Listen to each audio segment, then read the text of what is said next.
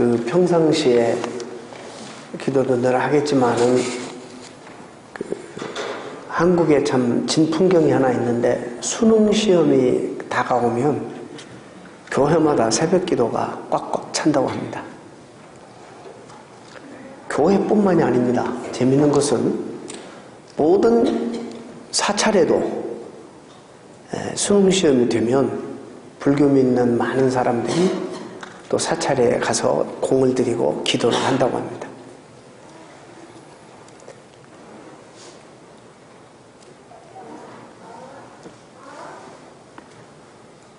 뭐가 다를까요?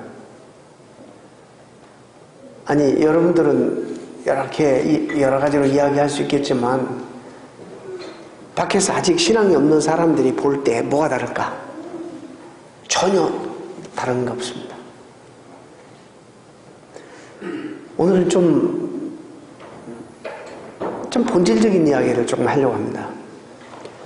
도대체 뭐가 기독교를 기독교 되게 만드는가? 우리가 이 본질을 잃어버리면서 자꾸 다른 것들에 대해서 관심을 가지니까 복음이 약화되고 왜곡이 되고 힘을 잃어가고 있다 이렇게 생각이 됩니다. 그래서 본질을 우리가 찾아야 되고 거기에 우리 관심을 좀 집중해야 된다고 봅니다. 여러분이 생각할 때 뭐가 도대체 기독교를 기독교로 만드는가? 다른 모든 종교에 없는 기독교에만 있는 그런 독특한 특징이 있다면 무엇인가? 여러분, 많은 종교가 있는데 왜 기독교 믿습니까? 오늘 이렇게 엄청 춥죠? 화씨 지금 제가 확인은 아침에 일부 예배 전에 이렇게 운전해 오는데 영하 11도. 그러니까 새벽에는 더 추웠겠죠? 이렇게 추운 날 왜 여러분 이렇게 예배드리러 오셨습니까? 오늘 거기에 대한 그런 이유, 대답을 예수님께서 우리에게 오늘 본문에서 주고 계십니다. 오늘 본문은 2월절에 예수님께서 예루살렘 성전에 들어가십니다. 들어가 보니까 거기에 제사를 좀 편리하게 돕기 위해서 소, 양, 비둘기 파는 사람들과 환전상들이 그 성전에 많이 있었습니다. 주님은 너무나 깜짝 놀라서 노끈으로 채찍을 만드시고 소, 양, 비둘기를 다 몰아내시고 환전상을 뒤엎으시면서 내 아버지의 집을 너희들이 장사하는 집으로 만들지 말라 이렇게 말씀하십니다.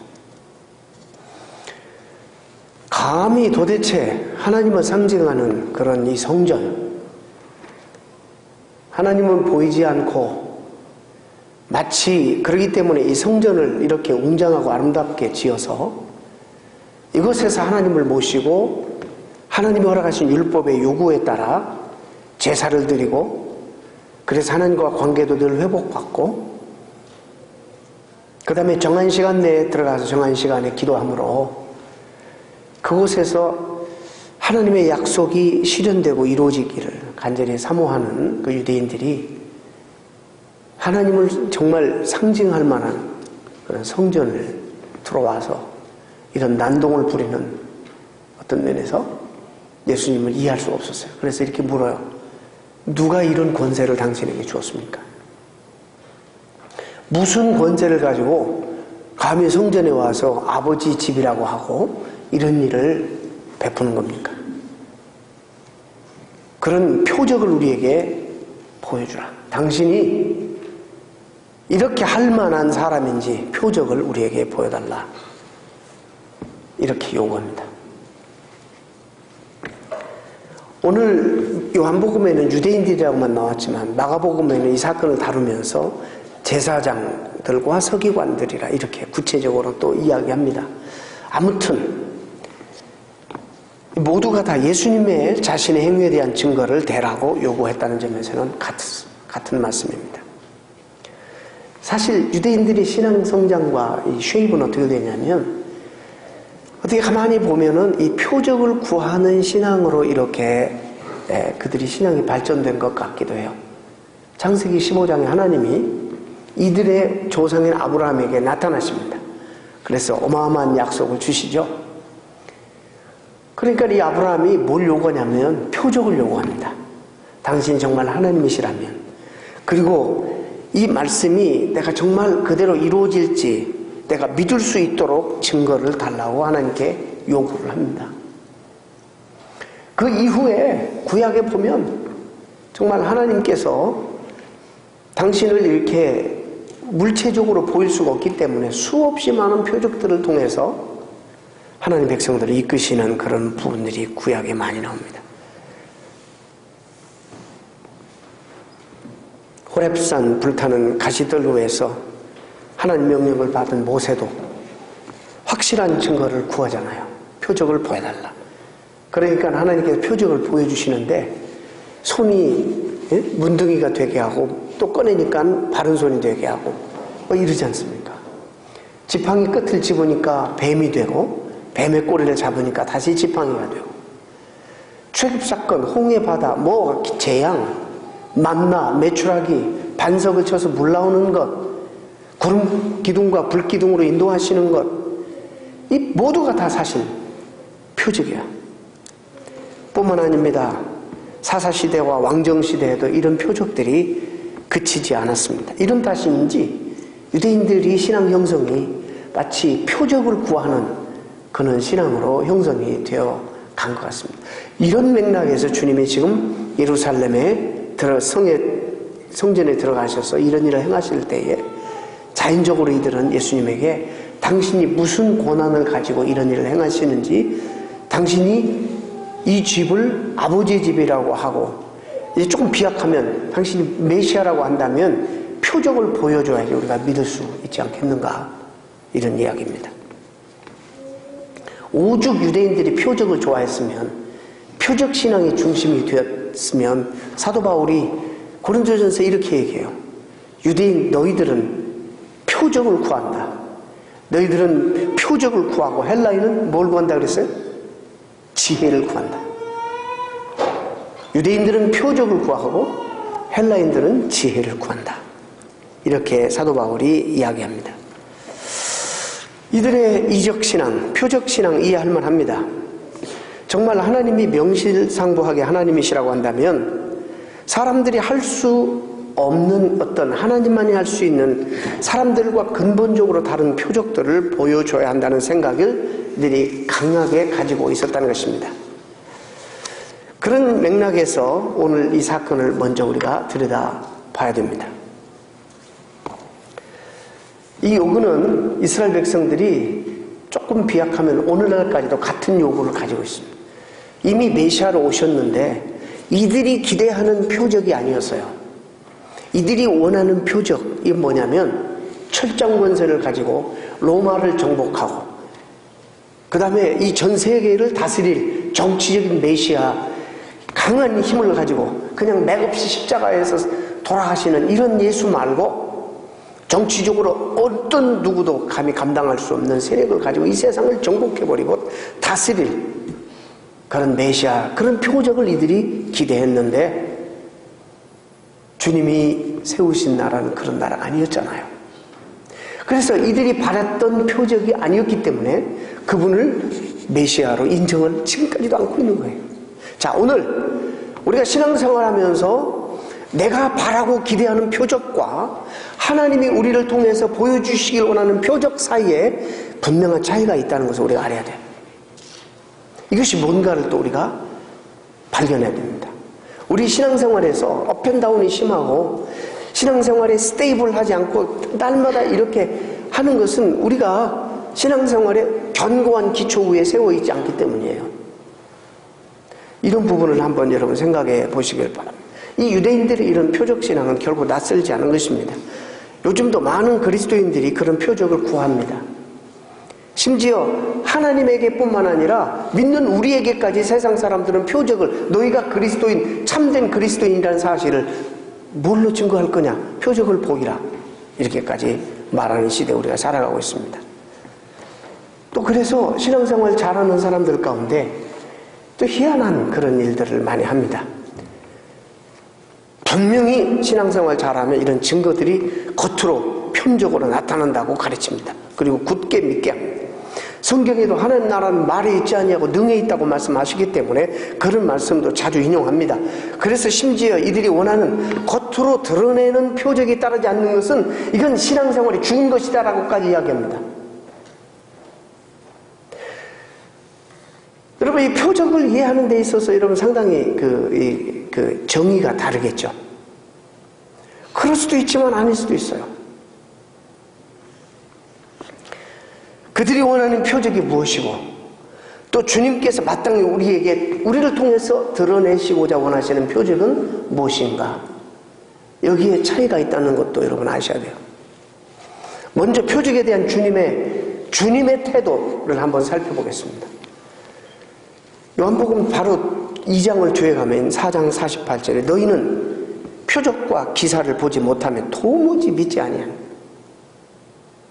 이런 말씀하십니다. 마태복음 12장 38절 이하에 보면 서기관과 바리새인들이 예수님에게 표적을 보여달라고 간청합니다. 당신이 메시아라면 그 메시아적인 표적을 우리에게 보여달라 이렇게 간청하니까 주님 뭐라 그런지 아세요? 여러분 잘 아세요. 악하고 음란한 세대가 표적을 구한다 그랬어요.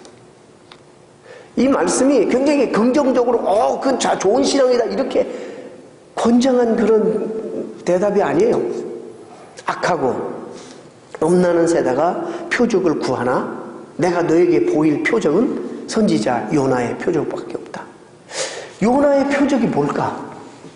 뒤에 좀 더 설명하겠습니다만은 요나의 표적은 예수님의 십자가의 죽음과 요나가 큰 물고기 뱃속에 들어갔다가 살아났잖아요. 예수님이 십자가에 죽었다가 사흘 만에 부활하신 십자가와 부활 사건만이 내가 너희들에게 보여줄 메시아적인 표적이다 이렇게 말씀하십니다. 물론 예수님께서 공생애 중에서 많은 표적을 행하셨습니다. 사람들의 병을 고치시고 초자연적인 사건도 일으키시고 정말 어마어마한 일들을 많이 행하셨습니다. 마치 예수님이 이 표적에 관한 한 좀 이중적인 그런 태도를 보이신 것 같아요. 적극적으로 하셨다가도 어떤 때는 피하시고 어떤 때는 이 악하고 음란한 세대가 표적을 구한다 이렇게 말씀하시고 그러면서도 표적을 또 행하시고 어떤 이중적인 모습을 우리가 보게 됩니다. 우리가 아는 것처럼 모든 표적은 그 자체로는 전혀 의미가 사실 없는 거예요. 그런데 사람의 성향은, 사람의 호기심은 이 표적이라는 것은 원어적으로 하나의 사인이란 말이에요. 사인. 예를 들어서 화살표가 이렇게 있단 말이죠. 화살표는 뭘 지금 가리키고 있는 거예요. 그러니까 이 표적 화살표는 아무런 의미가 없어요. 이것이 가리키는 바로 그 실체, 리얼리티 이것이 더 중요하단 말이죠. 근데 사람들의 관심은 표적에 있는 거예요. 주님이 표적을 행하시면서 마음속에 한탄해 하신 것이 뭐냐면 이런 표적을 행하지 않으면 결코 믿지 못하는 그 세대, 이런 것들을 보지 않으면 결코 받아들이려고 하지 않는 그 세대에 대해서 주님은 한탄스러워 하시는 거예요. 그래서 어쩔 수 없이 자기의 정체성을 드러내시기 위해서 주님은 이런 표적을 행하셨어요. 주님이 행하시는 모든 이적사건, 표적사건 이후에 뒤에 무슨 단어가 나오냐면 믿게 되었더라. 이런 단어가, 이런 표현이 여러 번 나옵니다.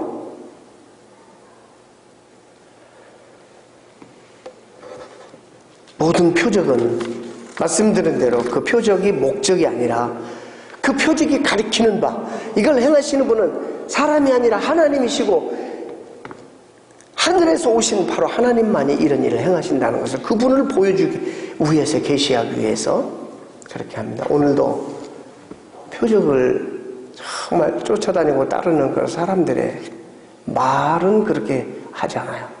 말은 근사해요. 근데 보세요. 정직하게 보면 아닙니다. 일단 주님은 안 보여. 이 표적은 드러나. 모든 호기심과 관심은 표적 그 자체에 있지. 여기에 목적을 두지. 말은 그렇게 하지 않지만, 말은 예수님을 가리킨다고 하지만 그러지 않습니다. 이게 위험성입니다.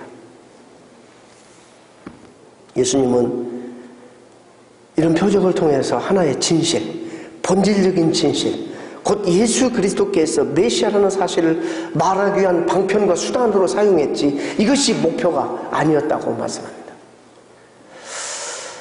본문에서도 성전을 내 아버지 집이라고 표현하신 예수님께 표적을 보이라고 유대인들이 요구합니다. 주님은 종종 본인이 자신이 성전보다 크신 자라고 이렇게 말씀하셨습니다. 주님보다, 이 성전보다 크신 분이 아니고서는 이럴 수가 없는 거예요. 성전에 들어와서 감히. blasphemy. 이게 정말 성전 모독죄로 결국에 예수님이 돌아가셨잖아요. 정치 보면은 몰았지만 실제적인 그런 하나님과 자기와 하나라고 그러고 성전을 향해서 내가 성전보다 크다.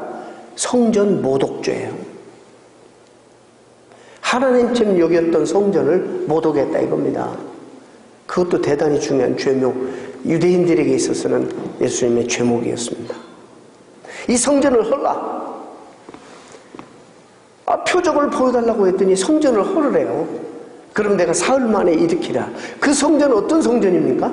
47년 동안 공을 들여서 지어왔는데 아직도 완성이 안 된, 언제 완성될지 모르는 그런 어마어마한 성전, 46년간 지금 지어온 성전, 완성이 안 된 이 성전을 헐어버리면 내가 사흘 만에 일으키리라. 우리는 이미 이 역사에 일어난 사건 2000년 후에 이것을 보고 있으니까 이 말이 우리는 무슨 말인지 알죠? 성전된 자기 육체, 이 과거에 성전 중심으로 살게 하신 이 모든 그 이유는 이것은 그림자예요. 누굴 보여주기 위한 표적, 이 표적은 누굴 보여주기 위한 예수 그리스도, 성전된 자기 육체를 가리켜서 하신 말씀이더라. 본문에 나타나는 거죠. 근데 아무도 깨닫지 못합니다.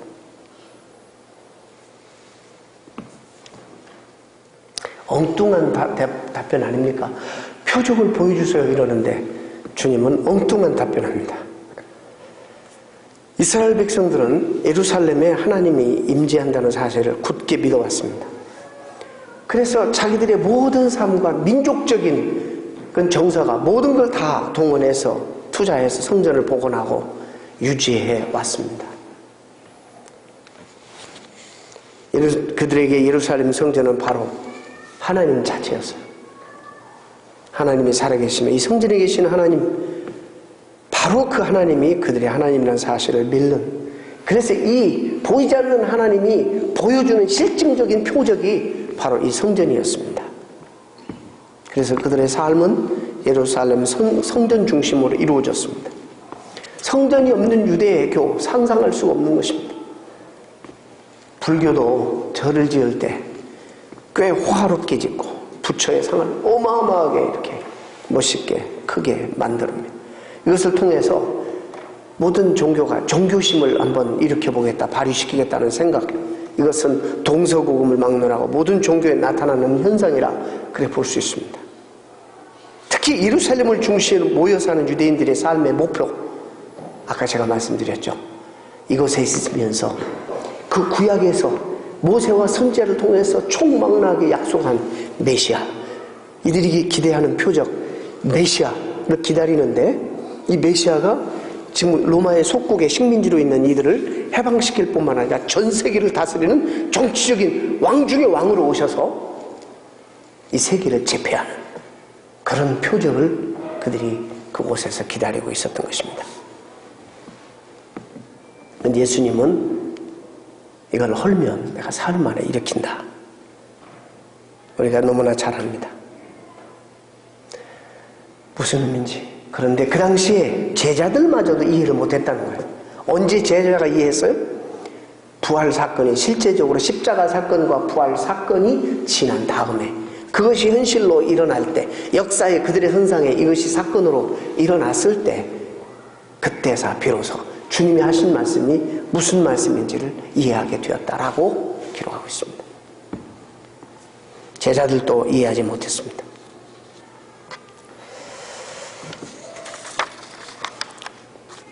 자, 저는 지금부터 여러분 말씀을 잘 들으셔야 됩니다. 이게 무슨 말씀이냐면 예수님의 십자가 사건과 부활 사건이야말로 아니 이것만이 하나님이 인간을 구원하신다는 사실에 대한 정말 참된 표적이라는 말입니다. 조금 더 제가 설명하겠습니다. 이 표적, 이 말씀이나 요나의 표적도 역시 예수님의 죽음과 부활만이 유일한 참된 표적이라 이렇게 말씀하고 있는데, 이 부활로 인해서 예수님은 온 인류의 생명의 주가 되실 뿐만 아니라 구원자가 되시고 그리스도가 되셨어요. 신약 전체가 사실 많은 사건과 말들이 많지만 이 두 사건에 집중되어 있다는 사실 우리는 다 압니다. 이 예수 그리스도의 십자가의 사건과 부활 사건에 다 집중되어 있습니다.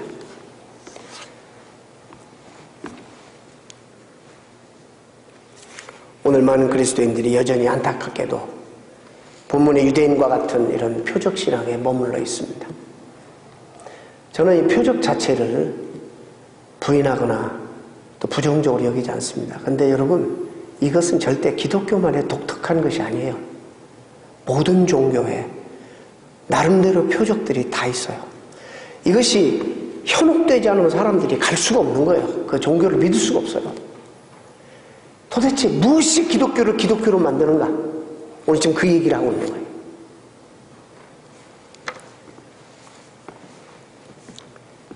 안타깝게도 오늘 많은 그리스도인들이 유대인들처럼 이 표적을 구해요. 끊임없이 예루살렘 성전을 계속 건축하고 보수하고 유지하고 바리새인들처럼 율법에 있는 말씀을 거기에 또 지키려고 부득이하게 애쓰고 노력하고 이러면 하나님이 기뻐하시겠지. 더 나아가서 종교적인 이기심이나 주술신앙에 빠져있다는 사실입니다. 여러분, 주술신앙이라고 그러니까 좀 기분 나쁘시죠? 우리 기독교 안에도 엄청나게 이런 주술신앙이 많아요. 응? 여기에 아까 수능시험 얘기했어요. 교회 가서 기도하나 절간에 가서 기도하나, 이게 잘못하면 주술신앙적인 신앙이 될 수밖에 없을 수도 있어요. 뭐가 빠져버리면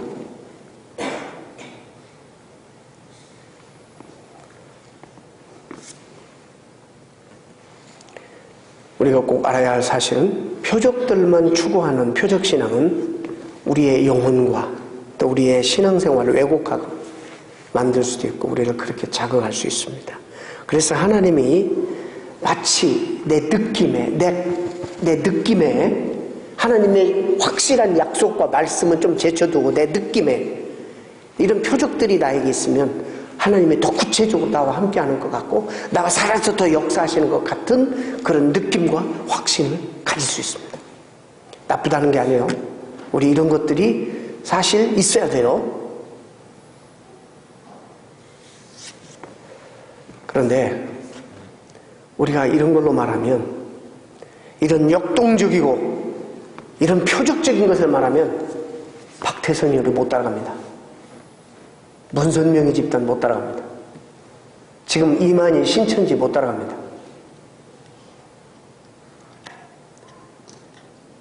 기독교 이단들 절대 못 따라갑니다.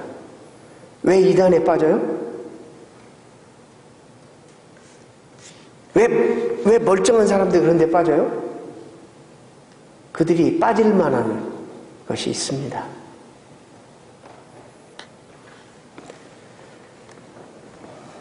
여러분, 기회가 되시면 인터넷에 힌두교의 쿤달리니라고 한번 쳐보세요. 쿤달리니. 오늘날 기독교의 신유 집회하고 똑같은 형태의 집회가 엄청나게 활발하게 진행되고 있습니다. 치유 집회.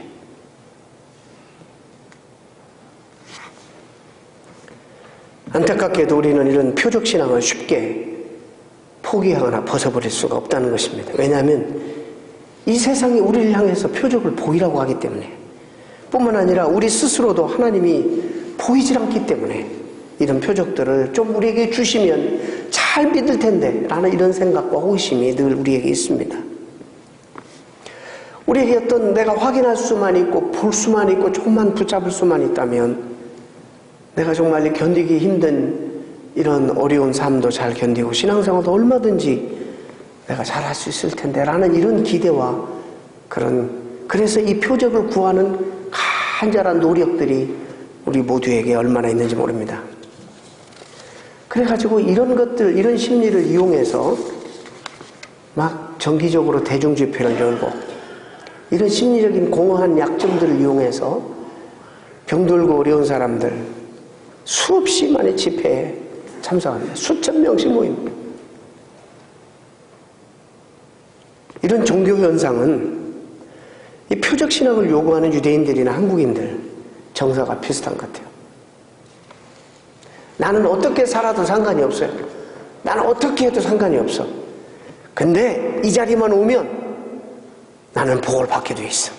병도 고치고 사업도 잘 되고 건강도 좋아지고 출세도 한다고 그렇게 강조합니다. 심지어 믿음만 좋으면 은으로 덮은 것도 금리빨로 변한다는 거예요. 여러분, 이 금리빨 사건은 한국 유명한 사건입니다. 지금도 성행하고 유명합니다. 모르세요? 기도 열심히 하면 여러분 이빨이 다 금리빨이 돼.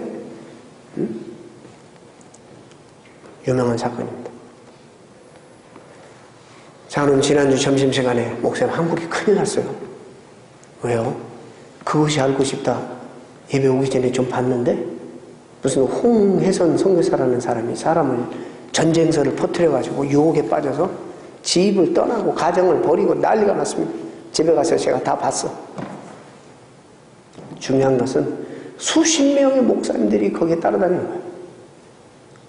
이러니 성도들에게 뭐라고 하겠어? 땅굴 전문가하고 이 예언자 홍성교사하고 탁 접목이 돼가지고 12월에 전쟁서를 일으켰는데 땅굴 잘 몰라. 여러분 그것이 알고 싶다 보세요. 설명할 수가 없어. 가정을 다 판개치고 학교도 그만두고 재산을 정리하고 생이별을 하면서 설득 끝에 설득이 안 되면 그냥 자기하고 자식들만 데리고 도망가는 사람이 있지 않나? 그래가지고 태국의 치앙마이라는 곳에 치앙마이? 이런 곳에는 지금 한 50명이 있는데 전쟁터를 피해서 도망간 사람들의 숫자를 추적이 안 돼요. 추적이. 근데 지금 그들은 뭐라고 믿고 있냐면 실제적으로 전쟁이 지금 일어났다는 거예요. 멀쩡한 사람들이, 저와 여러분 같이 멀쩡한 사람들이 그러는 거예요. 우리가 보면 어떻게 저런 일이 있을 수 있을까?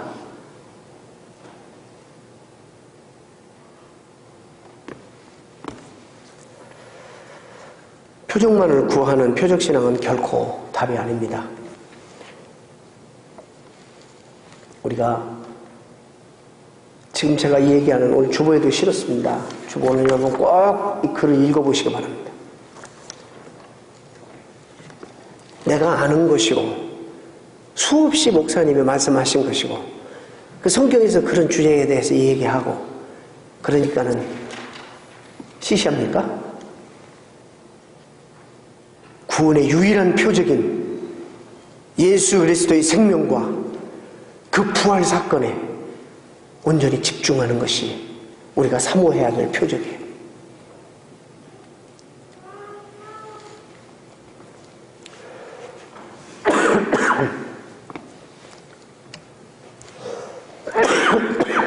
죄송합니다. 이것이 예수 그리스도의 복음인데 하나님께서 저와 여러분에게 그리고 이 땅에 교회에게 맡겨주신 너무나도 소중한 진리고 보물입니다. 이 복음은 다른 종교에 없는, 사람들이 많은 다른 종교에 없는 기독교를 기독교 되도록 만드는, 우리에게만 있는 사망 권세를 깨고 부활하신 주님만이 생명의 주가 되시고 생명을 주관하시고 주도하시는 하나님 되신다는 사실을 유일하게 말하는 십자가의 복음이에요. 기독교에만 있는 복음이에요. 이것이 가장 중요한 표적이라는 거예요. 주님은 다른 많은 표적은 우리가 무시해도 되고 받아들일 수도 있지만 여기에 연결되지 않는 표적은 다 위험하고 거짓일 수 있다는 것입니다. 이것 때문에 주님도 부득이하게 표적을 행하셨어요. 이걸 가르쳐 주려고. 사도 바울도 바로 그리스도 안에 주님 안에 생명이 있다는 사실, 생명뿐만 아니라 넘치는 생명력으로 부활하신 주님의 그 생명력이 우리 삶 속에 성령으로 역사해서 날마다 나를 이기게 하는 삶으로 만드는 이 놀라운 생동감 넘치는 생명력이 우리 안에 있다. 이 사실을 증거하기 위해서 일평생을 그는 들였어요. 그리고 바로 이것을 왜곡하거나 잘못 증거하는 사람은 저주를 받을 것이다 라고까지 피토하는 심정으로 사도 바울은 이야기했어요.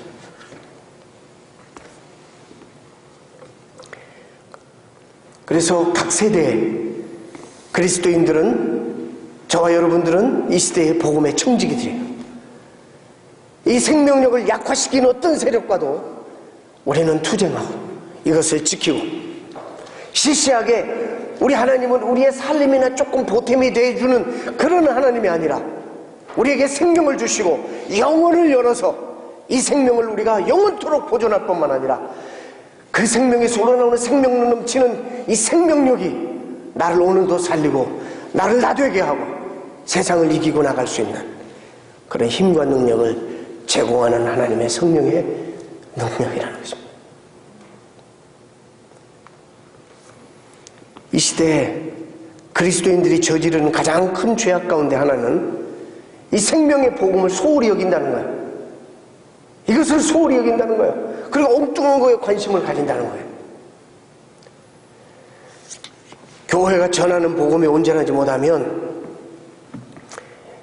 어떤 사람들이 교회에 많이 모여드냐면 하나님 일에 별로 무관심한 이런 사람들이 많이 모여들어요. 다시 말해서 이기적인 사람들만 모여들어요. 내가 믿어서 내 삶에 무슨 보탬이나 얻어볼까? 뭐 그런 것들도 그분들에게는 중요한 거지만 그 정도 수준이 되어서는 안 된단 말이죠. 내 사업이나 한번 펼쳐보고 내 어려움이나 해결해보고 병이나 고쳐보고,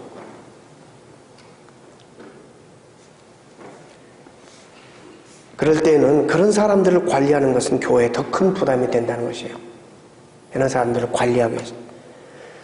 그런 사람들 때문에 복음의 강력한 요구를 이제 듣기 싫으니까, 막 이런 얘기하면 듣기 싫으니까 편리한 도덕주의로 대체하게 되고, 주님을 향한 참된 헌신을 도외시한 채 성도의 욕구를 충족시키는 활동에만 집착하는 잘못을 저지를 수밖에 없는 것입니다.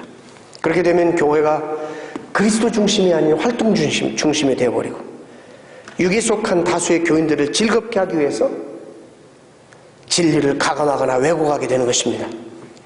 또 교회 운영과 성장에 도움이 되는 무엇이든지 성장에 도움이 된다면 다 무엇이든지 필터링하지 않고 용납하는 지극히 실용주의적인 그런 교회가 되어버리고 됩니다.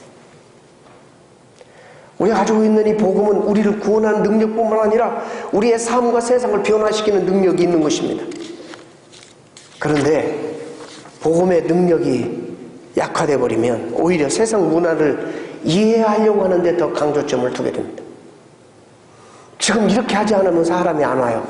지금 이렇게 하지 않으면 사람들이 관심이 없어요.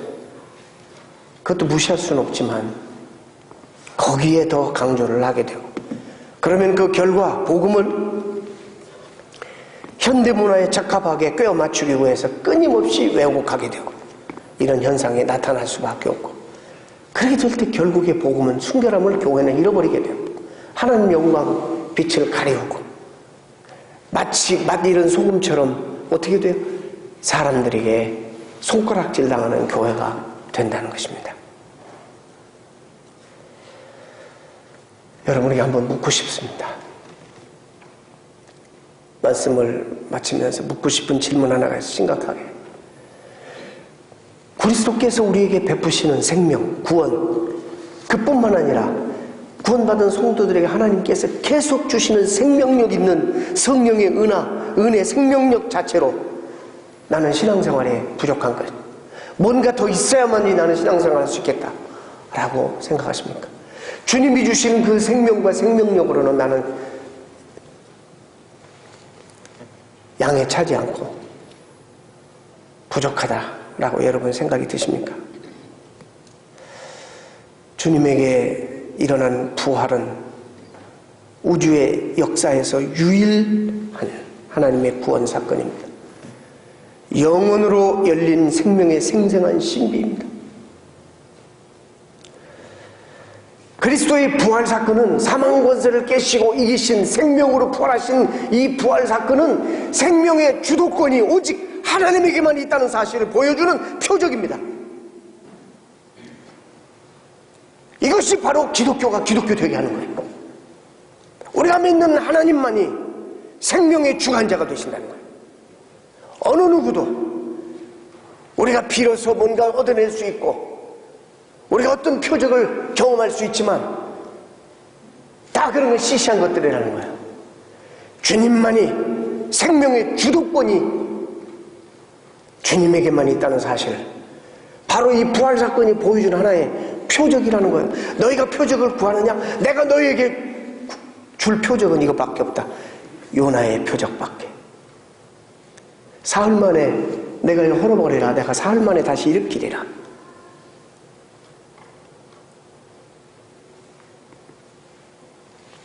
이 생명력만이, 이 생명과 생명력만이 기독교를 모든 종교에서 기독교로 구별하는 유일한 표적인 것입니다. 사랑하는 성도 여러분, 우리의 노력이 아니라 하나님의 주도적인 구원 행위로 구원받던 사실을 우리는 다 믿습니다. 그러나 믿은 후에도 매일매일 신앙생활이 도전의 연속 아닙니까? 마치 난파선에 올라탄 곧 더 깨져버려가지고 죽을 것 같은 이런 세상 속에서 우리는 살아남기 위해서 투쟁하는 것 같은 그림이 그려지지 않습니까? 그런데 주님은 이미 우리를 구명선으로 인도하셨어요. 그 구명선의 선장은 우리를 돌보심에 있어서 실수가 없으신 완벽하신 주님이 선장이세요. 이미 우리는 구명선에 올라타신 그런 놀라운 하나님의 백성들입니다. 아직까지 그 거센 풍랑과 우리는 싸워야 되지만 하나님은 우리를 그냥 지켜보고 계시는 하나님 아닙니다. 우리 삶의 시마다 일마다 간섭하셔서 우리를 사랑하시되 그의 아들을 버려서 우리를 구원하실 정도로 사랑하신 그분께서 어찌 우리를 외면하시고 우리를 돌보심에 실수가 있으시겠어요? 그분의 생명력 넘치는 능력과 힘으로 날마다 우리 삶을 풍성하게 이끄실 뿐만 아니라 그런 투쟁과 전투에서도 승리하며 이기며 싸울 수 있도록 우리에게 날마다 새로운 힘과 능력을 공급해 주신 하나님이십니다. 그 능력으로 우리가 사는 거예요. 우리가 이 생명을 우리가 가지고 있어요. 이걸 우리는 외쳐 증거하고 우리가 믿을 뿐만 아니라 외쳐 증거해서 또 성령의 능력과 생명이 넘치는 능력으로 삶을 살 때 믿지 않는 사람들 우리를 볼 때 활기 넘치는 생명력 넘치는 삶의 모습을 그것을 우리들이 표적으로 보여줘야 되는 그런 삶의 부름을 받았다는 사실을 여러분 명심하시고 이미 다 하시는 거 다시 한번 제가 말씀드리는 겁니다. 기독교가 되게 하는 거 우리가 믿는 하나님이 생명이시고 그분만이 생명의 주관자가 되시고 주도자가 되신다는 사실, 이것이 오늘 우리를 여기 있게 만드는 대단히 중요한 표적이 될 줄로 믿습니다. 그 어떤 표적보다도 이 표적이 강력한 주님이 우리에게 나타내 보이기를 요구하시는 표적입니다.